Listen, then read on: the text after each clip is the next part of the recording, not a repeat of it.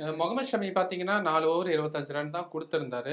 But விக்கெட்லெஸ்ஸா இருந்தாரு அவரு. அது மட்டும் தானே அவரு? இல்ல அவரு considering that he had a leave for more than 11 months 12 months. அதுவும் T20ல ரொம்ப ஆடலை அவர். இதுக்கு முன்னாடி கூட T20ல ரொம்ப ஆடலை.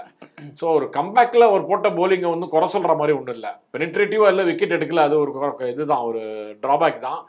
பட் அவரை குறை சொல்கிற மாதிரிலாம் ஒன்றும் இல்லை, அவர் நல்லா போட்டார். முக்கியமான விஷயம் என்னென்னா அவருடைய பேஸ் வந்து கன்சிஸ்டண்ட்டாக 135லேருந்து 140க்குள்ளே இருந்தது. அவர் 145 வரைக்கும் போடுவார். இவ்வளோ நாள் கொஞ்சம் போலிங் போடாமல் கம்பேக் வந்து போடுறதுல எடுத்த உடனே அவர் வந்து 145 147 போடுவார்னு நம்ம எதிர்பார்க்க முடியாது, பண்ணக்கூடாது. அவர் அவங்களுடைய அட்வைசர்ஸ், அவங்களுடைய ஃபிசியோஸ்லாம் கூட அப்படி தான் அட்வைஸ் பண்ணியிருப்பாங்க.